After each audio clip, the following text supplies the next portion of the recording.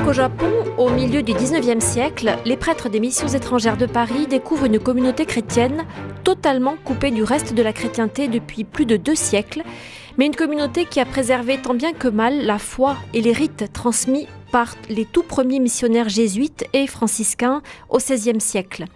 C'est à cette communauté chrétienne japonaise que nous allons consacrer ces entretiens avec vous, Sylvie Morishita. Bonjour. Bonjour. Merci d'être avec nous pour évoquer un sujet qui vous passionne, que vous connaissez bien. Vous êtes historienne de l'art, mais vous vous intéressez donc de très près à cette communauté chrétienne du Japon. Vous êtes même en train de préparer une thèse sur l'histoire de l'art des chrétiens japonais. J'aimerais tout d'abord savoir à partir de quels éléments vous travaillez, sur quelles sources? Parce que là, j'ai déjà cité les pères des missions étrangères de Paris, dont les archives sont importantes. Est-ce que c'est votre essentielle source de documentation? J'ai utilisé les archives des missions étrangères de Paris pour les travaux que j'ai faits sur la chrétienté de Nagasaki au XIXe siècle. Là, les archives des pères des maîtres, c'est-à-dire les lettres qu'ils ont envoyées, sont les sources de première main.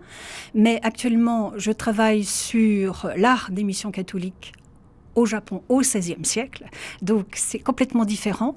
J'utilise principalement les sources des jésuites qui sont répartis en Europe entre plusieurs points. Alors forcément, les archives des jésuites à Rome, mais il y en a aussi à Madrid, et il y en a aussi à Lisbonne, et puis c'est surprenant, il y en a aussi à Londres. Donc il a fallu beaucoup voyager. Alors, Sylvie Morishita, les jésuites, évidemment, sont le vecteur par lequel il faut aborder cette question de l'évangélisation du Japon au XVIe siècle, puisque ce sont les compagnons d'Ignace de Loyola, et en particulier François Xavier, qui sont parmi les précurseurs sur ces terres très lointaines et assez méconnues, mal connues en Europe. Tout à fait, c'est François Xavier qui, le premier, arrive au Japon en 1549 avec 2 autres compagnons jésuites. Le Japon est connu des Portugais qui sont, il faut le dire, les premiers arrivés en Extrême-Orient par la voie maritime au tout début du XVIe siècle. Ils arrivent dans les mers de Chine du Sud dans les années à peu près 1540-1550. Et c'est tout à fait par hasard que 3 Portugais mi-marchands, mi-aventuriers vont être poussés sur les rivages japonais en 1543. Les historiens s'accordent à peu près maintenant sur cette date, 1543, l'arrivée des premiers marchands portugais qui, lorsqu'ils vont retourner vers Malacca et Goa, vont rencontrer François Xavier, lui parler du Japon, et là il aura le grand coup de foudre d'une certaine façon, ce qui va le décider à se lancer dans cette aventure avec donc 2 autres jésuites, et il arrive en 1549. Goa, ça se trouve où? Goa, c'est une ville qui se trouve sur la côte ouest de l'Inde, et Goa était importante parce que c'était la capitale de l'Empire portugais d'Asie. C'est important quand on étudie l'histoire du christianisme au Japon au XVIe siècle. On travaille beaucoup avec les Portugais, parce que les Portugais sont les premiers qui ont exploré tous les rivages africains, asiatiques, et alors pour ce qui concerne la mission, c'est important, ce sont eux qui ont envoyé les jésuites. C'est le roi du Portugal qui a demandé aux jésuites de partir, d'envoyer des hommes en Extrême-Orient. Il faut savoir que à cette époque, il y a une institution qui était très importante au Portugal, qui est le padroado real, c'est-à-dire le patronage royal, mais en général on le laisse en portugais puisqu'en français ça n'a guère de sens. C'est cette institution par laquelle le roi était directement responsable de l'implantation de l'Église dans les territoires nouvellement découverts. Il devait donc financer les missionnaires. C'est lui qui donnait les autorisations de fondation d'églises, d'hôpitaux, etc. Il devait financer, et c'est un des problèmes, le financement arrivait très peu, jamais, ou en petite quantité, ou très tard. Et donc c'est ce qui va amener les jésuites, lorsqu'ils seront arrivés au Japon, à trouver des sources de financement. C'est important, les jésuites ne sont pas un ordre mendiant, donc il fallait qu'ils se financent eux-mêmes, et pour ce faire, ils ont pris la décision très risquée de participer au commerce extrêmement fructueux que les Portugais pratiquaient entre la Chine et le Japon. Pourquoi extrêmement risqué ? parce que ils ont été extrêmement critiqués pour ça. Le clergé, il y avait une loi qui interdisait aux membres du clergé de s'adonner au commerce. Et donc, ils ont d'une certaine façon bravé les lois de l'Église et ils se sont arrangés avec les Portugais de Macao. Alors, il faut en parler parce que je vais certainement le citer plusieurs fois. Macao, c'est une ville qui se trouve maintenant à peu près à 1 heure de bateau de Hong Kong et ça a été la base des Portugais et des Jésuites en Extrême-Orient. Et tout Jésuite qui était destiné au Japon arrivait d'abord à Macao. Et c'est de Macao que les Portugais envoyaient tous les ans un bateau qui était chargé de soieries chinoises qui étaient très prisées des Japonais. Ils vendaient au Japon en faisant de grands profits et ils repartaient les cales pleines de minerais d'argent.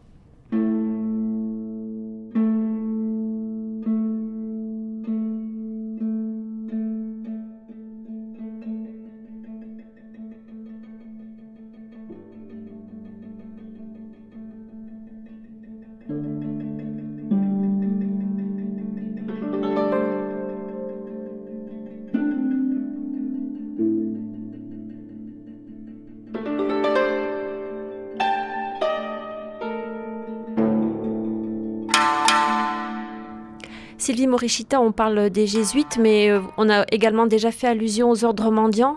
Leur part est importante également dans l'évangélisation ou elle est plus minime ? Elle est beaucoup plus minime.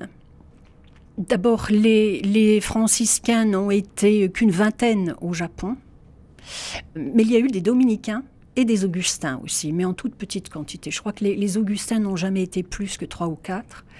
Et tous ces ordres mendiants étaient tous espagnols.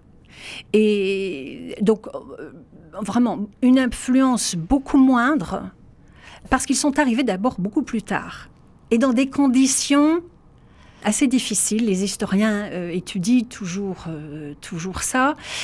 En fait, les jésuites avaient demandé au roi du Portugal et ensuite au roi d'Espagne, parce que tout ça c'est très compliqué, à partir de 1580, le roi Philippe II d'Espagne devient Philippe Ier du Portugal. C'est-à-dire que les 2 pays ibériques ont le même roi.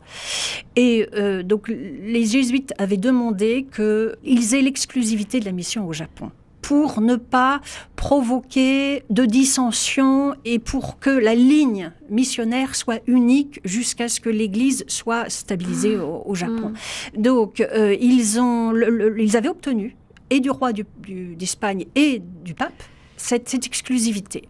Néanmoins, les Espagnols qui sont, depuis les années 1570, installés aux Philippines, les Espagnols des Philippines, ce n'était pas la politique de Philippe II, il faut faire la différence entre la métropole et les Philippines.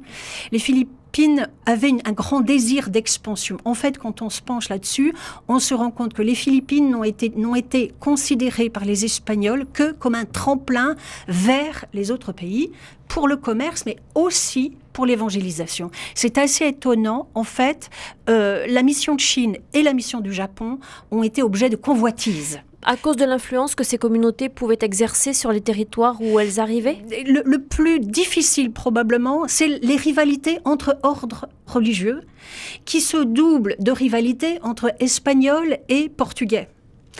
Donc il y a plusieurs niveaux de clivage et ça va faire une histoire extrêmement douloureuse parce que par exemple les franciscains vont manœuvrer pour essayer d'entrer au Japon en tant que diplomates envoyés par le gouverneur des Philippines, mais ils vont en fait y rester comme missionnaires malgré l'interdiction officielle du christianisme qui avait été décrétée en 1587 par le chef militaire du Japon. Parce qu'il faut le savoir, à partir de 1587, le christianisme officiellement est interdit, même si dans les faits, c'est plus ou moins toléré. Donc cette arrivée des franciscains a provoqué des rivalités terribles. Alors le fait est, disons que les tout premiers à christianiser le Japon, ce sont bien les jésuites. Ce sont les jésuites. Combien sont-ils et qui sont-ils, ces premiers jésuites qui arrivent ? Alors, les premiers, ils sont 3, François Xavier et 2 autres Espagnols. C'est absolument passionnant de se pencher sur cette histoire. Ce sont 3 hommes qui arrivent au Japon alors que personne n'y a jamais résidé. Ils ne connaissent pas la langue. Les usages du Japon sont très, très différents. Alors, ils ont avec eux un Japonais rencontré en Asie qui a appris un peu de portugais. Comment les premiers contacts se sont faits, ça a été très très difficile. François-Xavier ne reste qu'un peu plus de 2 ans, il reste très peu de temps. Il laisse ses 2 autres compagnons qui, cas un, cas vont se débrouiller. Alors, ça va être très difficile parce que le Japon est en proie aux guerres civiles. C'est un pays où le gouvernement central, le pouvoir central est complètement effondré et ils vont devoir faire leur chemin, ballottés d'un endroit à l'autre, au fil des guerres et des révoltes. Donc ça a été extrêmement difficile. Néanmoins, ils vont réussir à s'installer à Kyushu, qui est l'île sud du Japon, et très vite, alors dans des conditions extrêmement difficiles, ils vont s'installer à Miyako. Maintenant, on connaît cette ville sous le nom de Kyoto, c'est l'ancienne capitale impériale. Et là, ils vont réussir, dans des conditions, je répète, très très rudes, à faire quelques conversions, ce qui fait que les 2 pôles seront toujours Kyushu et Kyoto. On vous retrouve demain pour poursuivre cette évocation, Sylvie Morishita. Merci beaucoup. Merci.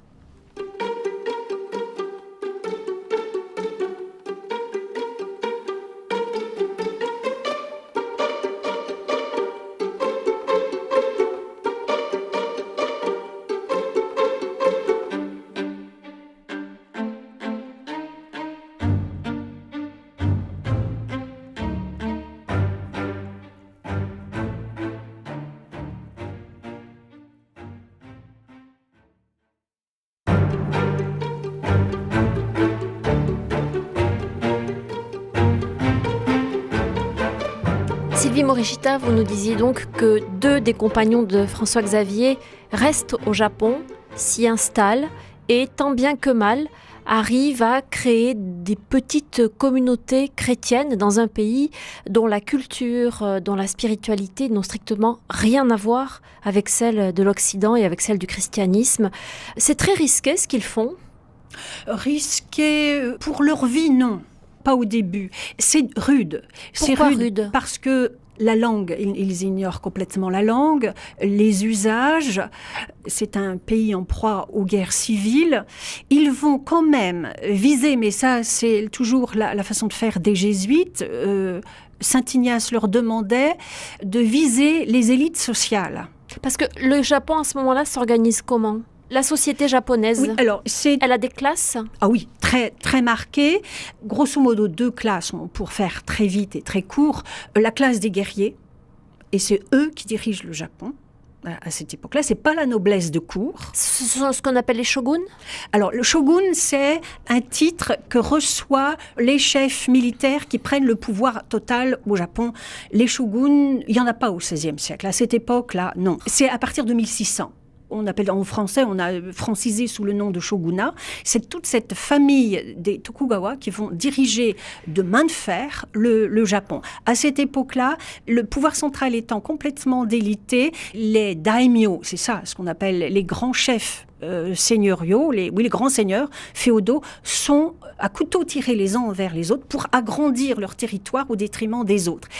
En fait, les jésuites vont trouver le moyen de tirer profit de cette situation. C'est-à-dire qu'ils vont finir par comprendre qu'il n'y a pas de pouvoir central, il faut faire des affaires avec chaque seigneur.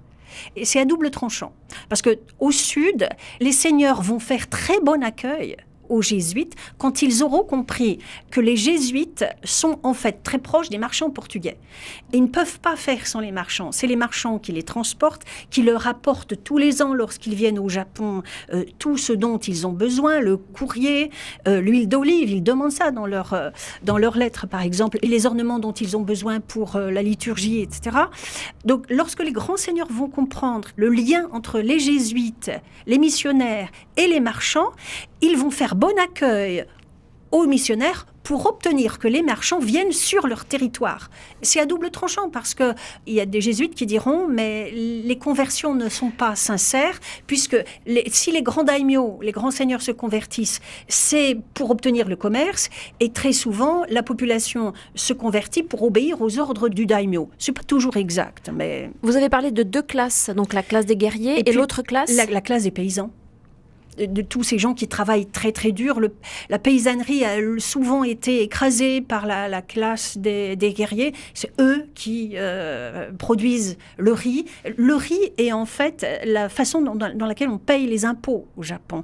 Et la richesse d'un homme est évaluée en koku de riz, en boisseau de riz. Donc, c'est cette classe paysanne qui est si écrasée par les seigneurs qui va aussi rencontrer les jésuites. Et c'est dans cette classe paysanne qu'il y aura énormément de conversions à Kyushu, donc l'île sud. Et c'est dans cette classe paysanne, très simple, que le christianisme va se transmettre pendant 250 ans dans le plus grand secret. Avant d'en arriver là, ces conversions, donc, elles se font autour de petites communautés. Ces premiers jésuites, qu'est-ce qu'ils font? Ils bâtissent des chapelles, on les situe, on sait qui ils sont. Oui, parce que... ils sont reconnaissables. Oui, parce qu'ils obtiennent toujours le droit de s'implanter de la part du daimyo. C'est leur politique, de viser la tête, l'élite sociale, et de demander la permission de s'installer et de prêcher. Alors certains daimyos vont leur donner cette autorisation, même s'ils n'ont pas du tout l'intention, eux personnellement, de se convertir. Donc c'est une façon qu'ils vont user à Kyushu, demander la permission des daimyos, et une autre façon, c'est d'entrer en débat avec les bonzes. Parce que forcément, les bonzes, c'est-à-dire les moines bouddhistes... En débat théologique? Oui. Beaucoup de grands débats théologiques, parce que les bonzes, forcément, vont pas faire bon accueil à ces missionnaires qui sont des concurrents pour eux. Et il y aura de grands débats théologiques. Alors, la question qu'on peut se poser, c'est comment ont pu évoluer ces débats, puisque quelle était la langue? En fait, les gens qui ont débattu, et ça c'est un point très important de la mission des jésuites au Japon, c'était des Japonais convertis, qui connaissaient très très bien la théologie catholique et qui étaient doués pour la parole et la prédication et pour la polémique. Pourquoi je dis que c'est un point important? Parce que c'est une des caractéristiques de la mission jésuite au XVIe siècle. Ils vont accueillir dans leur rang des Japonais qui vont devenir jésuites. Alors pas prêtres, dans un premier temps, frères, coadjuteurs, religieux. Mais les historiens qui ont beaucoup étudié ça disent que la caractéristique du Japon, c'est d'avoir un visage local. À la fin du XVIe siècle, il y a plus de jésuites japonais que portugais. À la fin du XVIe? Oui. Ça veut dire que les conversions ont quand même été très nombreuses. 300 000. Il y avait 300 000 convertis au début du XVIIe siècle.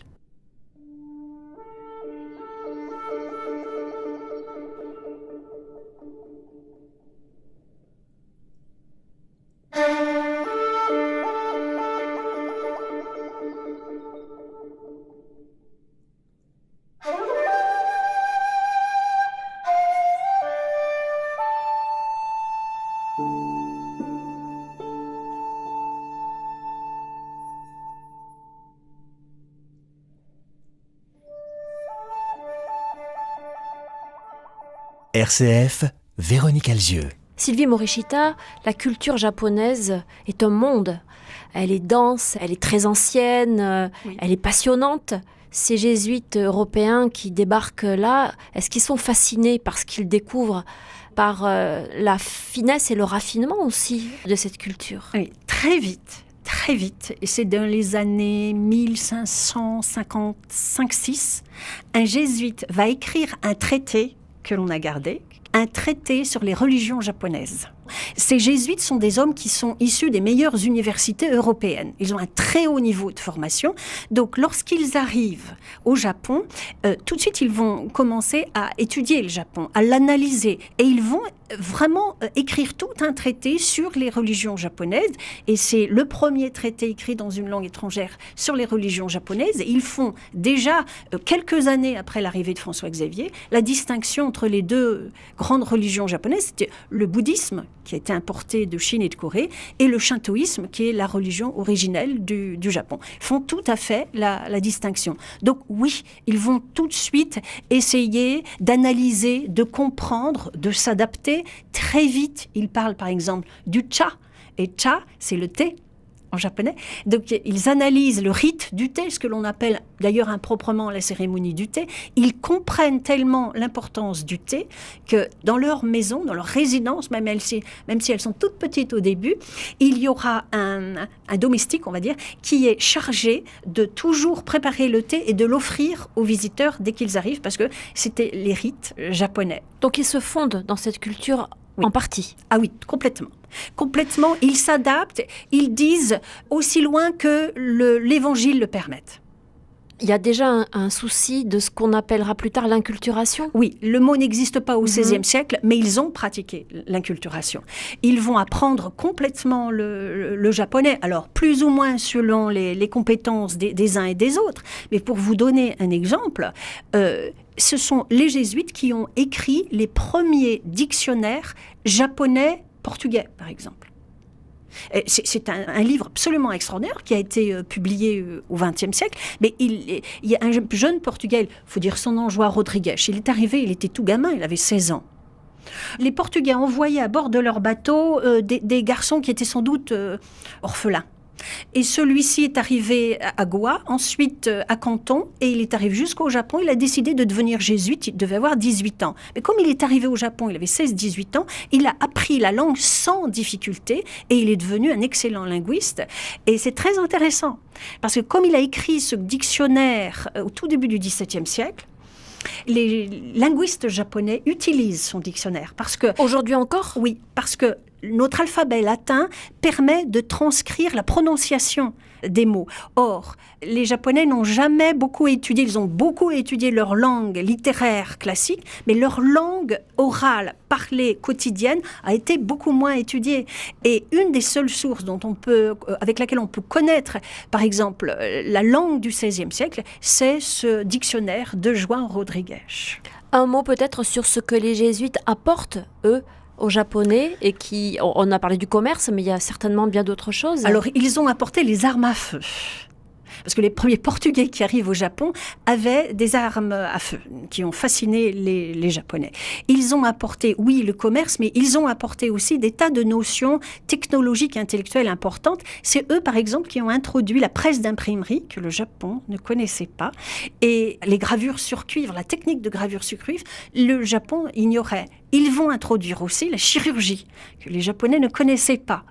La peinture à l'huile, ça c'est ce que j'ai étudié. Les techniques de peinture européennes vont être introduites par les jésuites dans leurs écoles, parce que comme partout ailleurs dans le monde, ils ont formé des écoles de très très haut niveau. Destinées à qui ces écoles ? Destinées aux jeunes Japonais, en particulier aux fils de la noblesse, des guerriers. Convertis au christianisme ? Oui. Autant qu'on le sache, oui, c'était forcément des écoles pour les enfants des convertis, puisqu'on y enseignait tout ce qui était culture européenne, mais la culture japonaise également, et forcément la théologie. À demain, Sylvie Morishita. Merci. Merci à vous.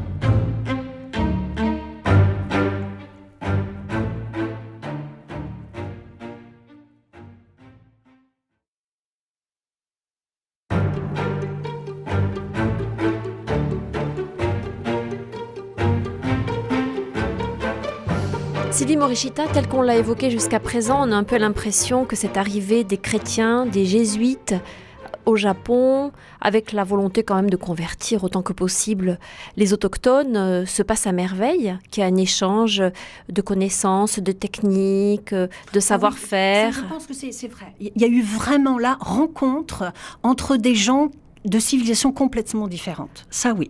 Avec une exigence intellectuelle aussi très forte. Oui, François Xavier avait déjà remarqué que beaucoup de Japonais savaient lire et écrire, ce qui n'était pas forcément le cas en Europe, et ils avaient remarqué le très haut niveau intellectuel des Japonais. Ils font beaucoup de compliments du niveau des Japonais, oui.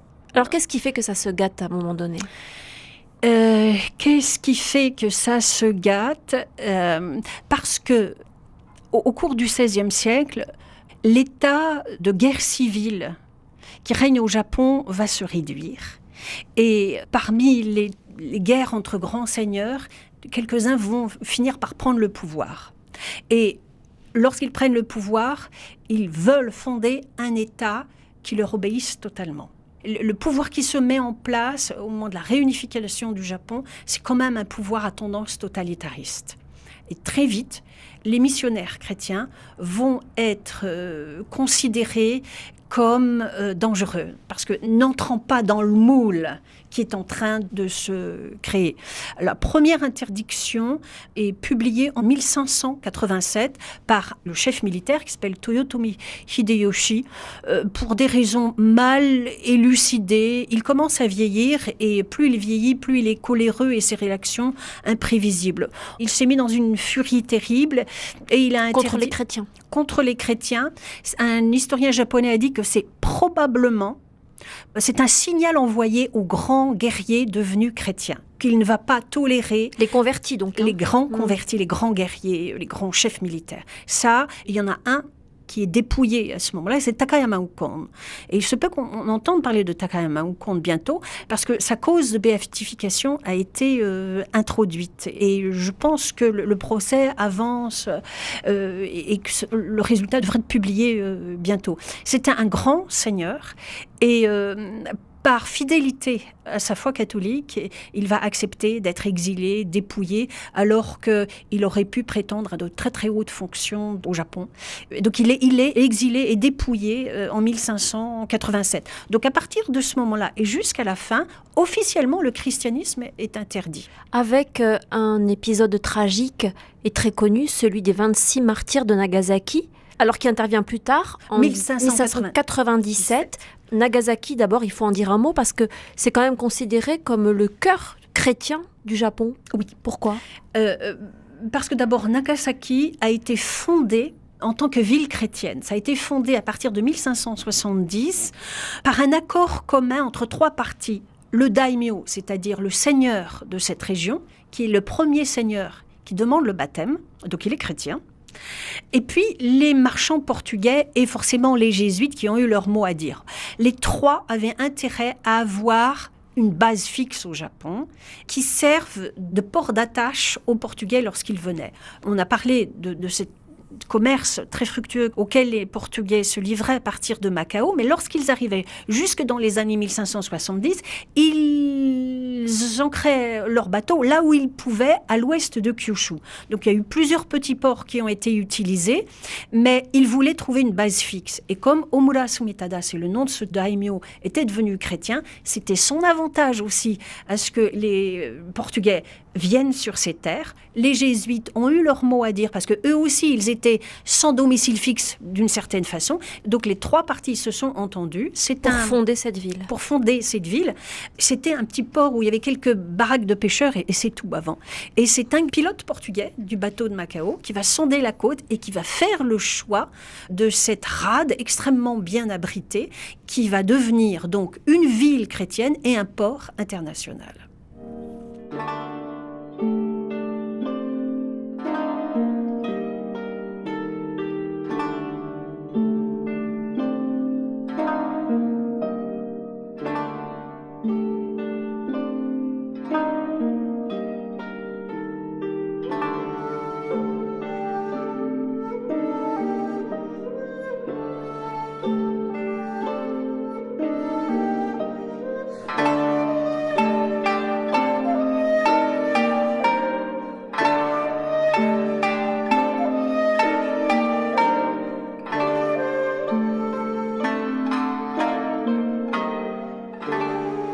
La suite de l'histoire. Nagasaki, donc, Sylvie Morishita, disons base chrétienne du Japon au XVIe siècle. Encore aujourd'hui, traditionnellement, cette ville est très associée à ces années-là. Ah oui, et c'est toujours la ville la plus catholique du Japon. Et donc, pour relier à ce que nous disions juste auparavant, c'est aussi là qu'en 1597 sont martyrisés 26 chrétiens. Ils sont crucifiés. Qu'est-ce qui se passe à ce moment-là ? Un galion espagnol qui venait de Manille et qui faisait la route vers le Mexique, à cause d'un typhon, s'est échoué sur les côtes japonaises de l'île de Shikoku. Et toute la cargaison a été récupérée par les Japonais. On pense que c'est une manœuvre de Hideyoshi, le chef militaire. Il avait besoin de renflouer ses caisses à ce moment-là. Comme il y avait parmi les passagers des franciscains, il y a eu tout un imbroglio, tout le monde a manipulé de telle façon jusqu'à ce que Hideyoshi se fâche et arbitrairement demande que les chrétiens auxquels il avait interdit de prêcher au Japon soient crucifiés. Alors on a rassemblé au hasard certaines personnes. Alors il y a 23 franciscains et 3 jésuites. Et ils vont être arrêtés à Kyoto et envoyés à marche forcée vers Nagasaki où ils seront crucifiés le 5 février. Tous occidentaux ou il y a aussi des Japonais? Non, il y a des Japonais. Il y a plusieurs franciscains mexicains, enfin espagnols mexicains, et le reste, ce sont des Japonais. Donc des enfants, 3 petits garçons qui avaient 12-14 ans. C'est le début ou la fin de quelque chose? À partir de ce moment-là, les missionnaires comprendront, du moins les jésuites vont comprendre que leur situation est très dangereuse, puisque officiellement, on les tolère, mais ils comprennent aussi que le moindre événement peut faire basculer les choses vers la catastrophe. Et c'est ce qui arrive? C'est ce qui arrive. Une interdiction totale? En 1614.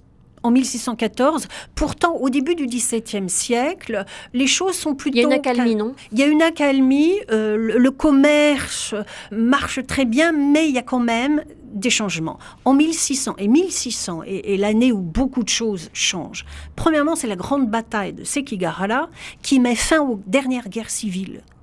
Et cette bataille est remportée par le clan Tokugawa qui élimine en fait le clan Toyotomi qui pouvait prétendre au pouvoir total, et donc c'est le clan Tokugawa qui gagne. Et c'est cet homme Tokugawa Ieyasu qui va être nommé shogun juste après, et le pouvoir va rester dans la famille des shoguns jusqu'en 1868. Donc c'est lui qui va récupérer en fait tous les efforts qui auront été faits pour arrêter les guerres civiles, centraliser le Japon et régner au Japon avec une poigne de fer. C'est quand même un état policier qui se met en place. Donc ça, c'est la première chose. Là, les jésuites ont affaire à un pouvoir centralisé. Et plus rien ne dépend des daimyo, des seigneurs, mais tout du shogun. Ça, c'est la première chose. Et deuxièmement, à partir de 1600, des rivaux arrivent.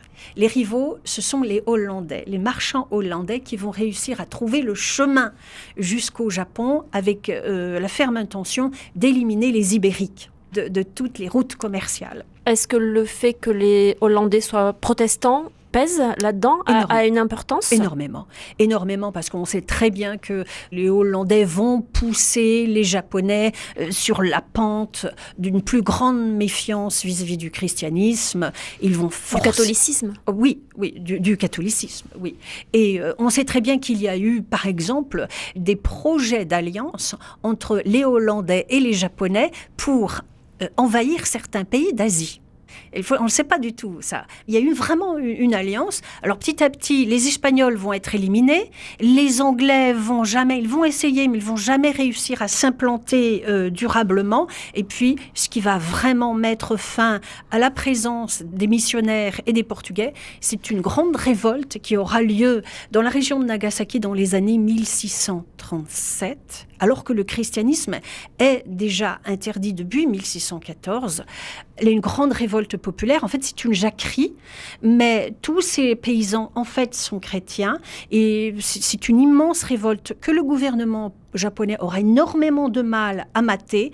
Et ils vont avoir vraiment peur. Ils vont vraiment s'imaginer qu'ils pourraient être envahis de l'extérieur. Et donc, à ce moment-là, ils interdisent complètement le commerce avec les Portugais en 1639. Quand on parle de persécution, le mot n'est pas trop fort. On assiste vraiment à des persécutions vis-à-vis des chrétiens? Ah oui, à partir de 1614, où tombe le premier édit publié par Tokugawa Ieyasu, donc le shogun. Ah oui, ce sont de terribles persécutions, parmi les plus violentes que les chrétiens aient eu à endurer. Tous les ordres religieux vont être touchés. Beaucoup de chrétiens japonais vont être martyrisés, principalement à Nagasaki, mais il y en aura aussi à Tokyo et à Kyoto. Et ce sont des milliers de gens qui vont être persécutés. Cette révolte de Shimabara, donc en 1637, on compte 37 000 victimes, toutes passées au fil de l'épée et brûlées. Les archéologues retrouvent des cendres sur 15 cm. 37 000 personnes passées au fil de l'épée, hommes, femmes, enfants, bébés, tout le monde sans faire de distinction. Rien que là.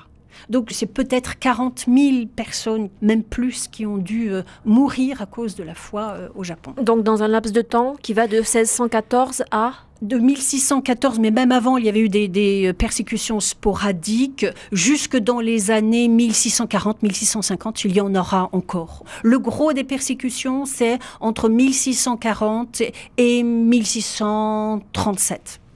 On vous retrouve demain pour poursuivre, Sylvie Morishita. Merci à vous.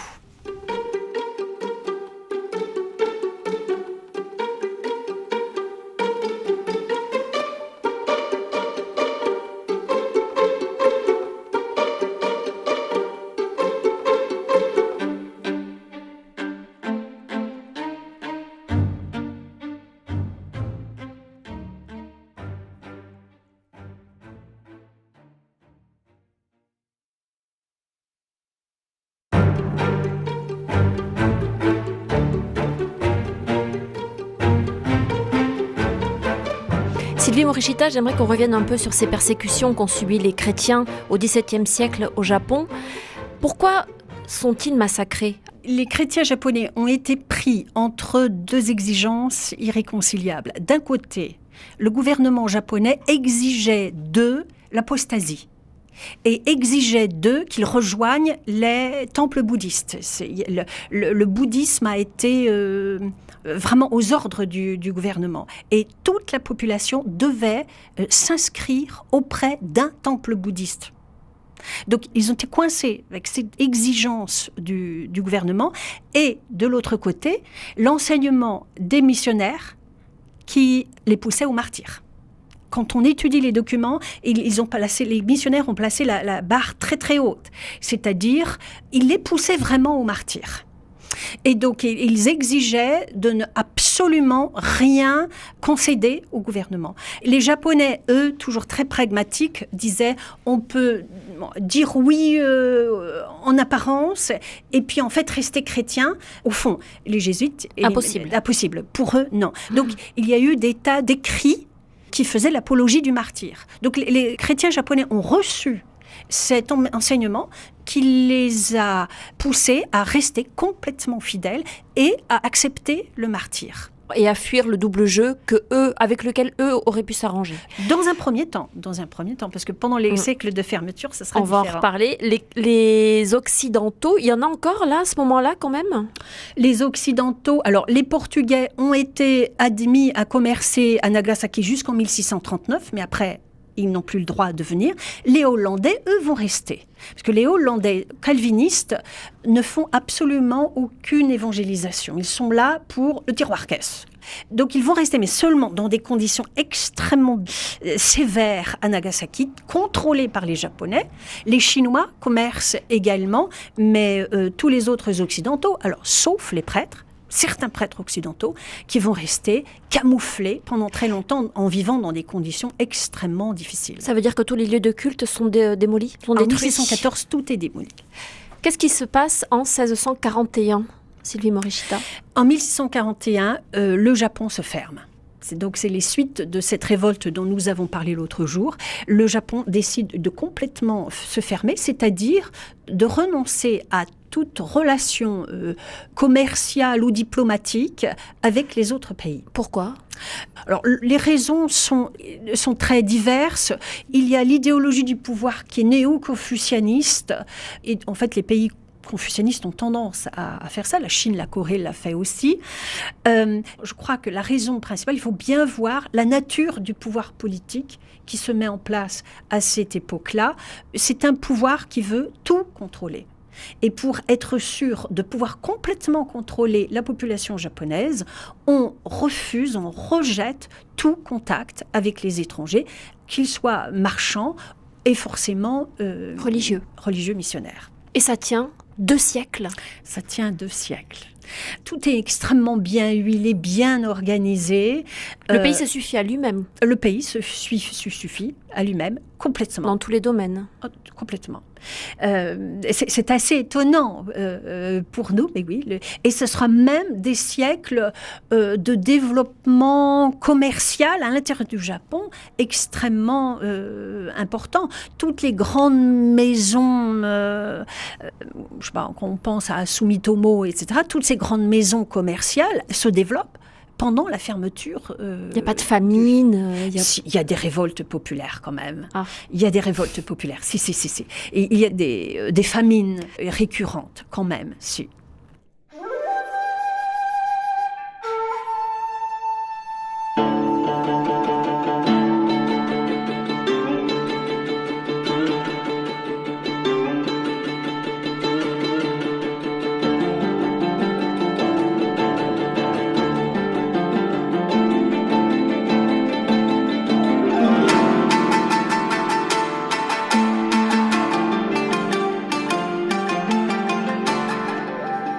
RCF, Véronique Alzieux. Donc, nous en étions en 1641, Sylvie Morishita. Le Japon se ferme. Ça dure un peu plus de 2 siècles, jusqu'en 1853, où les Américains réussissent à renouer un contact avec le Japon et à négocier de nouveau des relations. Ils négocient, ils imposent. Oui, c'est une négociation qui est quand même très orientée. Oui, il faut bien voir que les Américains sont en plein développement économique. Ils envoient énormément de bateaux qui chassent la baleine. C'est l'époque de Moby Dick. Et ils cherchent des ports où ils puissent faire relâche, faire égouade dans cette région. Et donc, le gouvernement américain va envoyer des navires de guerre qui vont remonter la baie de Tokyo, ouvrir leur bouche à feu sur Tokyo.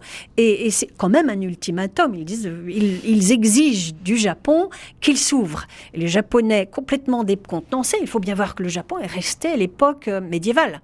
On ne sait pas ce que c'est que... C'est la féodalité, quand C'est même. toujours la féodalité au niveau technique, au niveau artisanal, culturel, je veux dire artistique, c'est très élevé, mais au niveau technologique, ils ne savent pas ce que c'est que la vapeur, par exemple les machines à vapeur, etc. Donc, ils acceptent. Ils acceptent des négociations et des traités seront signés avec les Américains et après avec tous les pays occidentaux. Au terme de ces traités, le Japon accepte les relations diplomatiques, les relations commerciales dans certains ports, dont Nagasaki et Yokohama, ce qui sera plus tard Yokohama. Et ils acceptent aussi la présence de prêtres, de religieux, enfin de ministres des cultes, on va dire, sur leur territoire. Mais, Oui, sous condition.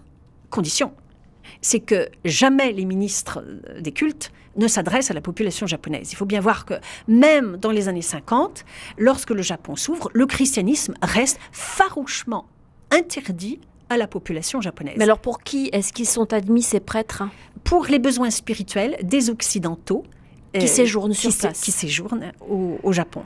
Donc, ils n'ont le droit de s'installer que dans les ports ouverts au commerce international. Et c'est là qu'il se passe quelque chose d'assez extraordinaire. Oui, parce que pour l'Église catholique, le Saint-Siège va envoyer des missionnaires. Et les missionnaires spécialisés dans l'évangélisation de l'Asie depuis le XVIIe siècle, ce sont des Français, ce sont les pères des missions étrangères de Paris.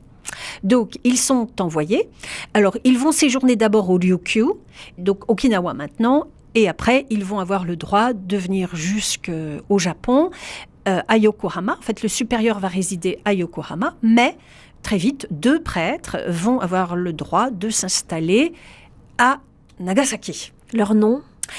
Alors, le premier, il n'est pas très connu, c'est le père Furet, parce qu'il ne va pas rester très longtemps, mais c'est lui le premier. Et puis, il va être rejoint par quelqu'un qui est peut-être plus connu, c'est le père Bernard Thaddée Petitjean. Et ces 2 messieurs vont très vite se mettre à faire quelque chose d'extrêmement important. Ils vont bâtir une église. Une église qui se trouve juste au-dessus du port de Nagasaki. Et la construction de cette église, dont on a fêté la construction l'année dernière à Nagasaki. Avec l'autorisation des pouvoirs locaux, bien sûr. La Pas forcément, parce qu'ils construisent leur église dans les terrains donnés en concession aux étrangers. Et en fait, ces terrains relèvent de l'extraterritorialité. Donc on ne considère pas que ces églises sont sur le territoire japonais. Non. Mais elles sont reconnaissables quand même, de loin. Ah oui. D'où l'épisode en question que vous allez nous raconter. Oui, c'est le 17 mars 1865. Donc il y a 1 mois et demi que l'église est inaugurée. Le père Petit-Jean, il est midi, il est dans son église. C'est lui qui raconte ça. Hein. C'est lui qui raconte ça, il le raconte dans ses lettres. C'est un homme qui s'ennuie, je tiens à le préciser. Il a 36 ans, il est doué, il est énergique et il s'ennuie parce qu'il est prêtre et il n'a pas de paroissien. Les gens qui séjournent, ce sont des commerçants guère intéressés par l'Église. Et ce jour-là, à midi, la porte s'ouvre et un groupe de Japonais vient se présenter à lui. Et ils disent « Notre cœur est comme le vôtre ». Il ne comprend pas tout de suite. Et il dit « Mais qui êtes-vous et que voulez-vous » Ils disent « Nous venons du village d'Urakami. Notre cœur est comme le vôtre. Où est la statue de Maria-sama » Et Maria-sama, c'est la statue de la Vierge Marie. Et là, il comprend qu'il a rencontré des chrétiens. Et ça, cet événement est extrêmement important. Je voudrais quand même souligner que ce sont les chrétiens japonais qui se présentent à lui. Parce qu'on a l'habitude de dire, et c'est comme ça que tout ça a été célébré l'année dernière à Nagasaki, la découverte des chrétiens par les missionnaires. Or, quand on se penche sur les sources, c'est pas du tout ça. Le père Petit-Jean ne connaissait pas l'existence de ces gens. C'est eux qui sont venus à lui. Pourquoi ? Parce qu'ils voyaient ce bâtiment où il y avait une croix. Et c'est la croix qui surmontait l'église qui leur a dit qu'il fallait aller voir. Parce que peut-être les prêtres qu'ils attendaient, parce qu'ils les attendaient depuis 250 ans, les prêtres étaient peut-être revenus. Ce qui est très intéressant, c'est que le groupe, qui était peut-être une 40aine de personnes, était dirigé par des femmes. Et lorsque, un jour, j'en ai parlé avec l'archevêque de Nagasaki, je dis « Pourquoi dirigé par des femmes ?» Ça me semblait bizarre.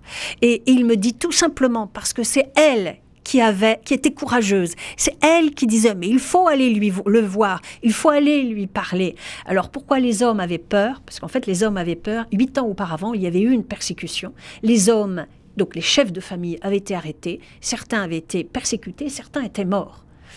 Donc les hommes avaient peur, mais pas les femmes. Et c'est elles qui se sont présentées au père Petit-Jean en disant « Notre cœur est comme le vôtre ». On vous retrouve demain pour terminer, Sylvie Morishita. Merci.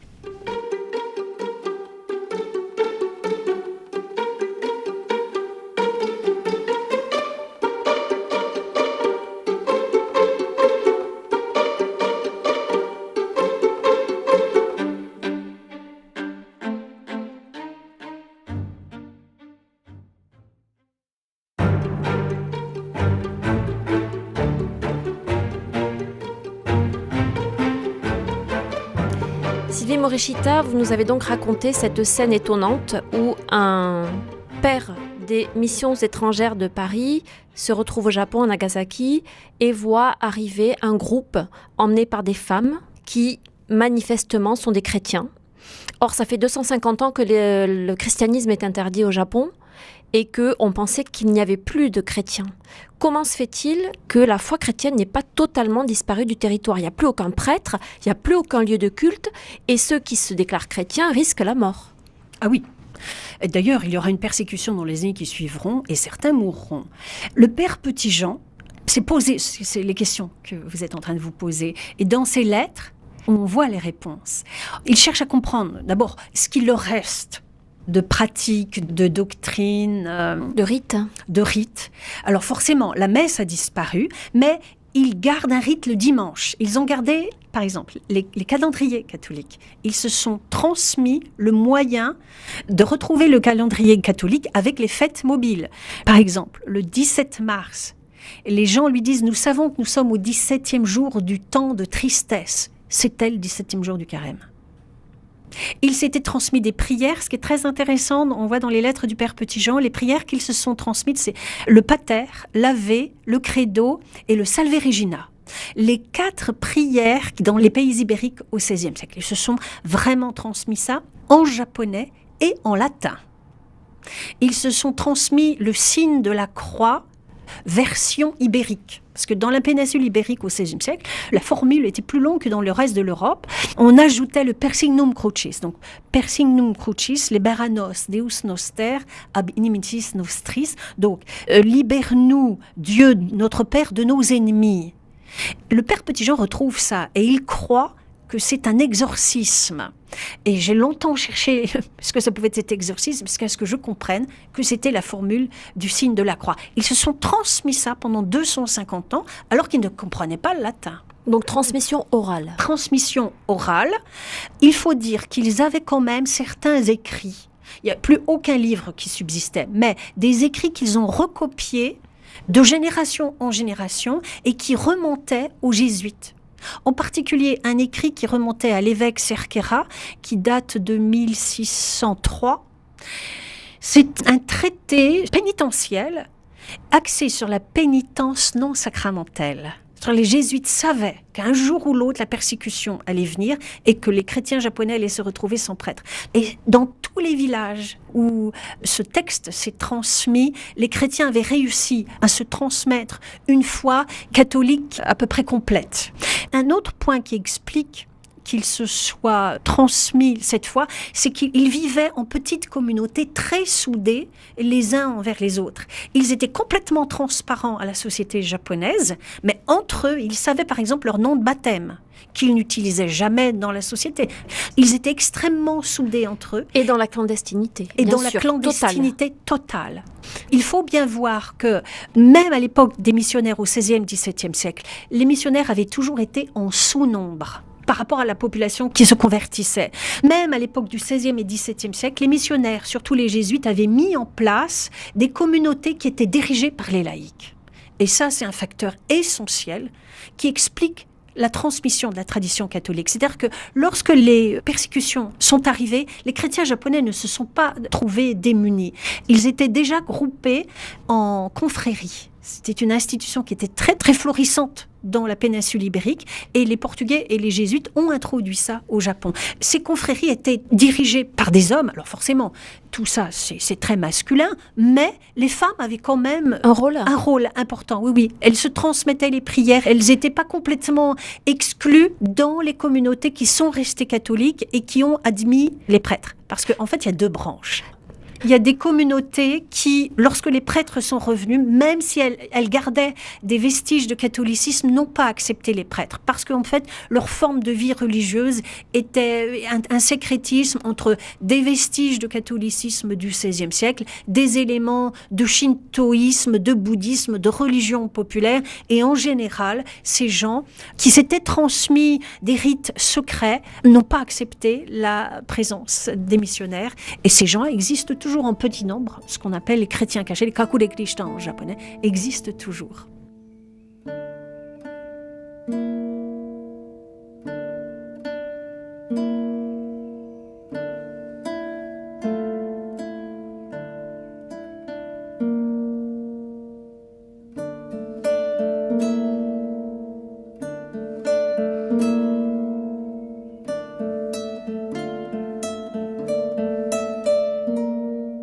Petit à petit, les religieux prennent conscience qu'il y a des chrétiens au Japon. Et puis, comment les choses évoluent après dans les décennies qui suivent pour aller vite? Immédiatement, il y aura une persécution. Parce que l'interdiction du christianisme au Japon ne sera levée qu'en 1873. Donc, les chrétiens d'Urakami, ceux qui se sont présentés au Père Petit-Jean en 1865, demandent la visite des prêtres. Et très vite, les autorités japonaises vont comprendre qu'il y a des chrétiens. Et la persécution va de nouveau s'abattre sur ce village d'Urakami. Les familles vont être rassemblées et dispersées, envoyées en exil dans des tas de fiefs au Japon. Certains vont être soumis à de très mauvais traitements. Il y aura des martyrs. Et cette interdiction est levée en 1873. Le gouvernement japonais admet la liberté de culte. Ils reviennent dans leur village et retrouvent les prêtres des missions étrangères de Paris. Alors à ce moment-là, le Père Petit-Jean demande du renfort de Paris. Et là, les missionnaires vont arriver en beaucoup plus grand nombre et se répandre dans toute la région. Dans toute cette région, on voit de très belles églises qui ont été construites par les pères des missions étrangères de Paris à partir du 19e siècle, la fin du 19e siècle. Une autre date qu'on ne peut pas ne pas évoquer, Sylvie Morishita, évidemment, c'est le bombardement de Nagasaki en 1945. Hiroshima avant, mais Nagasaki, on l'a dit, c'est le cœur du christianisme au Japon. Comment est-ce qu'il faut interpréter cet événement ? La première chose à savoir, c'est que le 9 août 1945, lorsque le B-29 qui transporte cette horrible bombe arrive sur Nagasaki, Nagasaki est complètement bouché par les nuages. Donc, il ne voit pas, je tiens à le dire, la cible, ce n'est pas le port. Les autorités américaines avaient exigé que l'on bombarde le centre urbain. Le but était de démoraliser la population. Et il tourne 3 fois autour de Nagasaki. Il ne voit pas, il ne peut pas descendre sous les nuages. Et il dit tant pis, il repart vers le nord. Et là, à un moment, une trouée à travers les nuages. Et il lâche sa bombe. Sauf qu'il avait reconnu Urakami, la rivière d'Urakami. Il faut le savoir, ça. La bombe atomique explose au-dessus de Urakami. Donc ce village, qui était catholique, d'après moi, depuis les années 1580, où avait subsisté la foi de façon extraordinaire pendant 250 ans de persécution, et c'était de là qu'était parti donc ce groupe qui se présente au Père Petit-Jean. C'est là qu'ils avaient construit eux-mêmes, en se saignant aux 4 veines, la plus grande église catholique d'Extrême-Orient, et l'épicentre de la bombe est à 400 mètres. J'ai étudié toute l'histoire de cette région depuis des années. Quand on voit leur fidélité, leur souffrance, les persécutions, c'est par les Américains qu'arrive le coup de grâce, en quelque sorte. Et ce sont des chrétiens qui ils ne savaient pas peut-être que le quartier était catholique. Mais on se dit, et il y a des Japonais catholiques qui me l'ont dit l'année dernière, puisque j'ai passé des heures à marcher dans tout le quartier de Urakami, en allant tous les endroits liés avec le catholicisme au 19e siècle. Et il m'avait tout expliqué. Il me dit, et on a reçu la bombe. Qu'est-ce que Dieu attend de nous ? Qu'est-ce que Dieu attend de nous ? Tant de souffrance. Il faut visiter le musée de la bombe à Nagasaki pour voir la souffrance. Il y a des femmes, des gens qui se sont suicidés après. C'est tant de souffrance, on ne peut pas comprendre. La souffrance et la fidélité, c'est leur histoire à Nagasaki. Et il y a un personnage auquel je suis très attachée à Urakami, c'est le docteur Nagai Takashi. Nagai était un médecin à l'hôpital de Nagasaki. C'était un converti. Il était né shintoïste, en fait. Et c'est en étudiant à Nagasaki qu'il avait rencontré les chrétiens et qu'il était devenu catholique. Le 9 août 1945, il est à l'hôpital à s'occuper de ses patients. Lorsque la bombe explose, il perd sa femme, qui était catholique comme lui. Les enfants avaient été mis à l'abri dans la famille loin. À partir de septembre 1945, il retourne sur les lieux où il avait vécu avec sa femme, et là, il voit des insectes. 1 mois après la bombe, il voit des insectes. Il dit, si les insectes peuvent vivre, moi aussi je peux vivre. Il rassemble quelques bouts de bois et il fait une espèce de cabane. Et il va vivre là jusqu'en 1953. Il meurt très vite parce qu'il a la leucémie, avec ses 2 petits-enfants. Et sa maison est toujours restée intacte. On la voit toujours ? On la voit toujours. Chaque fois que je vais à Urakami, je vais en pèlerinage là, parce que cet homme qui était un laïc, un grand médecin, il a donné un formidable témoignage de foi, à telle enseigne. Lorsqu'il y a eu cet effroyable tsunami à Sendai en 2011, on citait des écrits qu'il avait écrits après la bombe atomique, parce que lui, il avait dit la vie doit être plus forte que la mort. Il faut reconstruire notre ville, il faut reconstruire notre église, il faut planter des arbres. Et quand vous allez à Urakami maintenant, c'est très vert. Alors, il y a beaucoup de clochers parce que c'est vraiment le cœur catholique de Nagasaki, mais il y a beaucoup d'arbres et c'est lui qui les avait plantés. Il a trouvé la force de donner une parole d'espérance à ses compatriotes. Alors moi, je vais terminer peut-être avec un message exprimé le 15 janvier 2014 par le pape François aux chrétiens persécutés du Moyen-Orient, en les encourageant à prendre exemple sur cette église japonaise qui s'était repliée dans la clandestinité au XVIIe siècle, pendant près de 2 siècles et demi. C'est cette histoire extraordinaire que vous nous avez racontée, Sylvie Morishita. Un très grand merci. Je rappelle que vous êtes historienne de l'art et que votre spécialité, on l'aura compris, c'est donc l'histoire des chrétiens au Japon. Encore un très très grand merci à vous. Merci. Et merci à Pierre-Henri Paget qui était à la technique.